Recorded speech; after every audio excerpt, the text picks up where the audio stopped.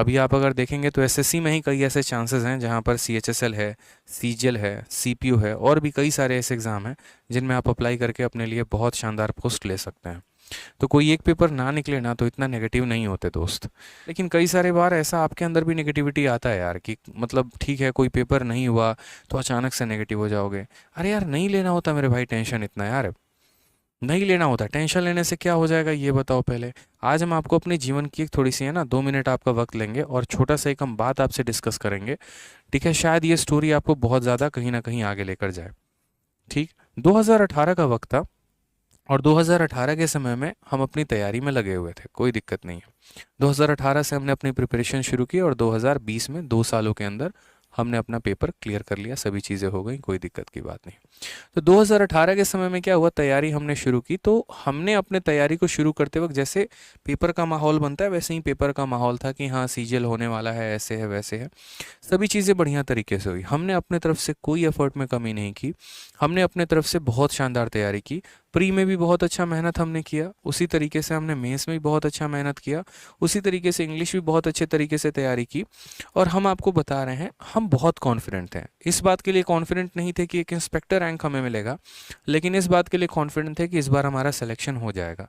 हमारा इसमें भी काफ़ी अच्छा स्कोर था, इसमें भी बहुत अच्छा तो नहीं था लेकिन हाँ इतना था कि एक नौकरी हमें मिल सकती है। उसके बाद एक आता था ना टीयर 3 यहाँ पे, और टीयर 3 का मतलब हो गया आपका डिस्क्रिप्टिव का पेपर। और डिस्क्रिप्टिव के पेपर के लिए यकीन मानिए हमने डिस्क्रिप्टिव की कॉपी लिख लिख कर, जितने भी यहाँ मुखर्जी नगर में अच्छे अच्छे इंस्टीट्यूट्स हैं तो कुछ उनके टीचर से मेरा संपर्क था, जा जाकर अपनी कॉपी हम उन्हें दिखाते थे, उनसे हम आइडियाज़ लेते थे। इनसाइट आईएएस हो गया, विजन आईएएस हो गया, इनके वेबसाइट से हम यहाँ पर आर्टिकल्स को पढ़ पढ़ के हम लिखने का तरीका खोजते थे कि कैसे हम डिस्क्रिप्टिव को लिखें और बेहतर कैसे लिखें और बेहतर कैसे लिखें। ठीक है, और इतने अच्छे तरीके से लिखने के बाद, कॉपीज़ को दिखाने के बाद, सभी टीचर के रिव्यू जानने के बाद इतने अपने आप को सुधारा कि जहाँ पर पहले हमारा डिस्क्रिप्टिव का कॉपी पूरे में टीचर लाल कलम से काट देते थे, पॉइंट बताते थे, लास्ट वक्त पेपर के 2 दिन पहले तक हमने दिखाया तो वहाँ पर बोला कि अब तुम्हारा स्कोर 70+ कोई ताकत रोक नहीं पाएगी। और यकीन मानिए कि हमारा जो डिस्क्रिप्टिव का फाइनल रिजल्ट आया ना उसमें हमारे सीजीएल में 41 मार्क्स थे। ठीक है, दिमाग जो खराब हुआ था वो अलग लेवल का हुआ था, क्योंकि यहाँ तक हम रेस में थे जीवन में, यहाँ तक हमारे मत्थे पे लिखा हुआ था कि हमारे हाथ में सरकारी नौकरी है, लेकिन यहाँ तक जाते जाते हमें पता चल गया कि अब हम इस रेस से बाहर हो चुके हैं। जब ये 41 मार्क्स आया ना मेरे पैर के नीचे से ज़मीन खिसक गई मेरे भाई, उस दिन से रोना मेरा शुरू हो गया। माँ बाप समझा के हार जाएंगे लेकिन जो तैयारी करता है ना दर्द भी उसी को पता होता है, चाहे दुनिया कितना भी क्यों ना समझा ले। ये 41 मार्क्स आया, हमने कहा कि हमने हो सकता है कुछ गलती कर दी हो सकता है हमारे कॉपी में कहीं ना कहीं कुछ गलती हो। ठीक है, शायद जो पूछा गया था मुद्दा उसके बारे में ना लिखा हो। हमने आरटीआई लगाया, आरटीआई लगाकर अपने कॉपी मंगाई और कॉपी मंगाकर वापस हम पहुंचे उसी आईएएस लोगों के टीचर्स के पास कि सर जिस तरीके से आपने हमारा मार्गदर्शन दिया था हमने उसी तरीके से तो कॉपी लिखा। फिर उन्होंने कॉपी के शीर्ष को देखा कि असल में टाइटल पूछा क्या था, हमने लिखा क्या, और कहीं पर कोई दिक्कत नहीं थी, सारा कुछ परफेक्ट वे में था। ठीक, कॉपी पर जो एग्जामिनर ने भी इनफैक्ट कॉपी मेरी चेक की थी ना, कहीं पर ना कोई उसने सर्कल लगाया था, कहीं पर ना उसने कॉपी में कट लगाया था, कहीं पर मेरे भाई कुछ भी नहीं था। तो फिर ये 41 नंबर क्यों?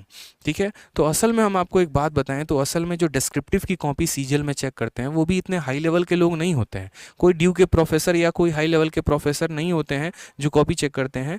ये अगर हम बात करें तो प्राइमरी और हायर स्कूल के टीचर्स होते हैं जिनको चंद रुपए मिलते हैं, कुछ कॉपी पे 10 या 12 रुपए, जो कॉपी चेक करते हैं। मूड सही रहा तो अच्छा नंबर देंगे और घर पे बीवी बच्चों से लड़ाई करके आएंगे तो आपकी कॉपी पे अपना खुन्नस निकालेंगे।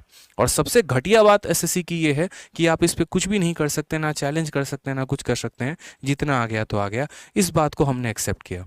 उस दिन हमें पता चला कि चाहे आप यहाँ पर कितने भी रेस में क्यों ना हो जाए, ये पेपर आपकी ऐसी तैसी कर सकता है। कई सारे बच्चों के ऐसे हालात हुए हैं कि बहुत शानदार नंबर होने के बावजूद भी वो यहाँ पर आके टीयर 3 में बाहर हो जाते हैं।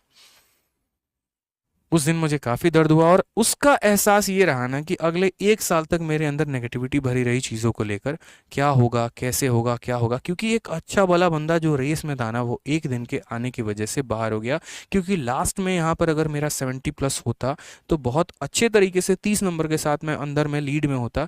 और यकीन मानिए मेरा लास्ट में जब आया ना, जब रिजल्ट खुला तो मेरे पास मेरे कट ऑफ से 1.4 मार्क्स मेरे कम रह गए थे। वो छोड़ो, अगर 2 नंबर भी एक्स्ट्रा होते तो मेरे हाथ में एक सरकारी नौकरी होती। 2000 18 के सीजल के माध्यम से, लेकिन वो नहीं थे। लेकिन इसका परिणाम ये नहीं हुआ कि हमने पढ़ाई छोड़ दी, इसका मतलब ये नहीं हुआ कि हम चीज़ों में बहुत नेगेटिव हो गए, दिन रात बैठ के एसएससी को गाली दे रहे हैं, दिन रात बैठ के यहाँ पर जो है नेगेटिव ही ढूंढे जा रहे हैं, हमने मेहनत कर ली, हम सुसाइड करने निकल गए। ऐसा नहीं था, वक्त लगा, समझने में आया कि हाँ यार ठीक है, कोई बात नहीं, किस्मत का खेल होता है, अगली बार वापस से मेहनत की। अगली बार तो हम ये मान के चले ना, साला ये कुछ होता ही नहीं है, इसमें मेरे को है ना तुम 30 नंबर दे दो, फिर भी इधर इतना लेकर आऊँगा कि तुम्हारे ये 30 रहे तो भी ठीक, ना रहे तो भी ठीक, सिलेक्शन तो मेरा होना तय है। और यही कारण था कि जब यहाँ पर इस बार प्री में तैयारी की तो प्री में 185, जहाँ पर मैथ 50, इंग्लिश 50, रीजनिंग 50। मेंस में जब हमने तैयारी की तो मैथ्स में हमारा 227 हमारा फाइनल स्कोर था। इंग्लिश में हमारा, मुझे यहाँ तक याद है कि 190 के करीब में हमारा स्कोर था, जो कि बहुत अच्छा स्कोर था नॉर्मलाइजेशन के बाद, ठीक है, 190 प्लस के करीब में था। इन तीनों को जोड़ने के बाद और डिस्क्रिप्टिव जोड़ने के बाद हमारा फाइनल स्कोर आया, और आपको भी पता है कि वो फाइनल स्कोर कितना था। सीएचएसएल में अगर हम बात करें तो जो डिस्क्रिप्टिव में हमें 41 नंबर मिले थे ना, बैक बाउंस करके सीएचएसएल में 76 नंबर लेकर आए, और सीजीएल में इसी डिस्क्रिप्टिव में मुझे जहाँ तक लगता है 70 प्लस उसमें भी मेरे मार्क्स थे। यानी उसके बाद से जितने भी डिस्क्रिप्टिव दिए, कुछ कलाकारी सीखी हमने, कुछ और लोगों से जानकारी प्राप्त की कि कहाँ कहाँ पर कुछ और किया जा सकता था, जिसकी वजह से हमारे और बेहतर नंबर आते हैं, और उसके बाद यहाँ पर तब जाकर 70 प्लस लाए। सीएचएसएल में जो स्कोर था वो सेकंड हाईएस्ट था ऑल ओवर इंडिया में, 78 हाईएस्ट था और 76 मेरा था।